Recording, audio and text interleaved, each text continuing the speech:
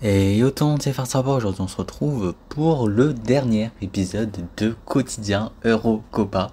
Aujourd'hui pour la journée du 10 juillet. Bon, je vous expliquerai pourquoi c'est la dernière journée à la fin de la vidéo. Mais pour l'instant on va commencer quand même tout de suite avec les matchs du jour à l'Euro.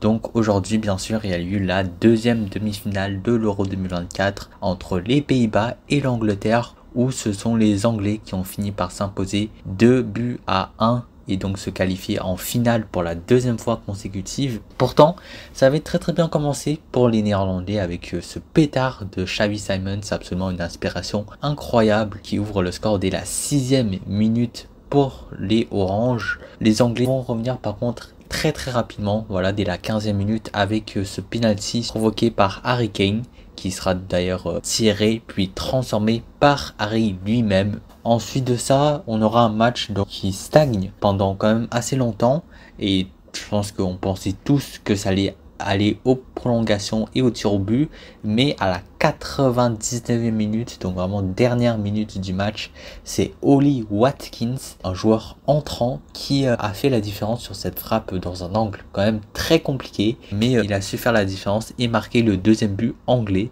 ce qui qualifie donc directement son équipe pour la finale, tandis que les Néerlandais sont éliminés malheureusement au stade des demi-finales. Maintenant, pour ceux qui du point sur le tableau, donc on peut désormais montrer le tableau final, voilà, avec tous les matchs à part la finale complétés. Donc quand même ça fait un petit quelque chose de voir ce tableau qu'on a complété jour après jour tranquillement pour au final arriver à la dernière. Du coup, l'Espagne est la rescapée de la partie haute du tableau, tandis que l'Angleterre est la rescapée de la partie basse du tableau. Maintenant, pour ce qui est des matchs à venir, comme j'ai dit, c'est la dernière, donc je vais directement vous présenter tous les matchs qui restent, mais bien sûr ça ne sera pas demain, hein. Faut laisser le temps aux joueurs de reposer. Ça sera donc bien évidemment le 14 juillet, donc dimanche. Ça se passera à Berlin, ça sera à 21h en France sur beIN Sport et M6. Donc ouais, attention, M6 et non pas TF1 pour cette fois. Et au Québec, ça sera comme d'habitude, comme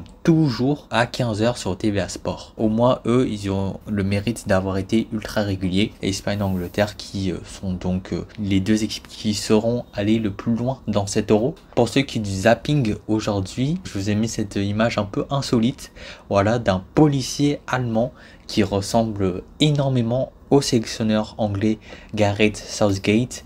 Bien évidemment, les fans anglais l'ont remarqué et ont chanté pour lui, l'ont pris en photo, etc. Donc voilà, petit fait un petit peu marrant. Et puis maintenant, on passe direct au quotidien Copa América avec également la deuxième demi-finale entre l'Uruguay et la Colombie, qui s'est soldée par une très courte victoire des Colombiens. Donc l'unique but de la partie a été inscrit par Lerma à la 39e minute sur cette tête après un corner plutôt classique, mais voilà, qui permet à la Colombie d'ouvrir le score et surtout de remporter la partie et de se qualifier pour la grande finale pour la deuxième fois seulement de leur histoire. Autre petit fait de jeu, au tout début de la seconde période, le joueur colombien Munoz s'est pris un carton rouge, voilà, pour ce gros coup de coude, comme vous pouvez le voir. Carton rouge assez logique, elle a été exclue, mais malgré ça, les Colombiens ont tenu jusqu'au bout, malgré les offensives uruguayennes, pour bel et bien valider leur ticket, tandis que les Uruguayens, eux, joueront quand même le match pour la 3e place. Donc voilà, spécificité de la Copa América. Faisons un petit point sur le tableau, vous pouvez voir que c'est pareil, hein. Donc la finale, ça sera ce fameux Argentine-Colombie, avec l'Argentine étant la rescapée de la partie haute du tableau, relativement plus facile, et la Colombie, surprenamment je pense, est arrivée à sortir de cette partie basse du tableau qui comportait quand même l'Uruguay et le Brésil. Et après ça reste une très bonne équipe, hein, n'empêche. Et surtout, comme je vous dis, la spécificité, il y aura ce match pour la 3e place entre le Canada et l'Uruguay. Parlons-en justement des matchs à venir. Donc pour la Copa, il y en aura deux. D'abord ce fameux match pour la 3e place entre le Canada et l'Uruguay Ça sera le 13 juillet à Charlotte. En France, ça sera à 2 h du matin le 14 sur l'équipe Live Foot. Et au Québec, ça sera à 20 h sur RDS2. Un match, je pense qu'il y a peut-être plus d'importance pour les Canadiens que les Uruguayens. Cette fois-ci, voilà, je pense que les Uruguayens, eux, pouvaient vraiment prétendre à la victoire finale. Mais nous, les Canadiens, déjà, on est là, on est ultra contents. Vous pouvez être sûr que nous, on va y aller à fond. Ceux qui ont suivi un petit peu l'épopée de l'équipe canadienne cette année en Copa América, il y aura un dernier match pour clôturer tout ça en beauté. Et ensuite de ça, le 14 juillet, bien évidemment, il y aura la grande finale à Miami entre l'Argentine et la Colombie. La grande finale de cette édition 2024 de la Copa América. En France, ça sera à 2 h du matin le 15 juillet. Et petite particularité, ça sera diffusé en clair sur la chaîne L'Équipe. Donc voilà, normalement il n'y a pas besoin d'abonnement. L'équipe Live Foot, par contre, ça fallait un abonnement.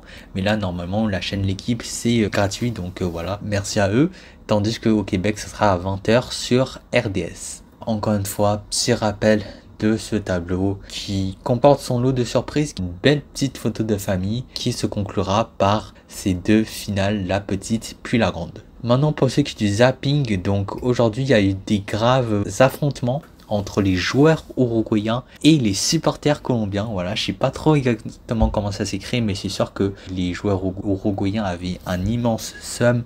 C'est normal, hein, perdre en demi-finale comme ça. Bien sûr qu'ils peuvent être déçus. Déjà, il y a eu une embrouille sur le terrain à la fin du match au coup de sifflet. Et puis après, ils sont allés se bagarrer dans les tribunes contre les supporters colombiens. Des images que j'ai presque envie de dire qu'ils sont drôles. Voilà, un peu enfantin. Je pense qu'il n'y a pas eu de blessés graves. Donc voilà, c'est sûr que les joueurs qui ont participé risquent d'être suspendus, risquent de recevoir des sanctions. Donc pour le Canada, pour ce match, pour la 3e place, c'est plutôt une bonne nouvelle. Et puis voilà les amis, donc c'est la fin de cette vidéo et c'est la fin aussi du quotidien Eurocopa, en tout cas édition 2024. Je suis extrêmement content de l'avoir fait avec vous malgré quelques irrégularités. Je vous remercie tous ceux qui m'ont suivi, tous ceux qui ont regardé ces vidéos, que vous ayez rejoint dès le premier jour ou que vous ayez rejoint seulement aujourd'hui. C'est des vidéos qui ont quand même bien marché. Et puis oui, bien sûr, il y aura quand même les finales. Mais voilà, justement, je voulais vous dire que j'en parlerai pas. Malheureusement, je ferai pas de vidéo pour la simple et bonne raison que je serai encore en déplacement. Et là, je sais que c'est impossible, j'aurai jamais le temps. Donc voilà, on se quitte sur ça. Et de toute façon,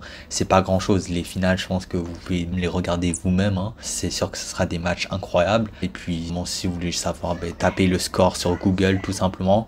Mais le truc, c'est que c'est loin d'être fini pour cet été, puisque on se dit rendez-vous dans 14 jours.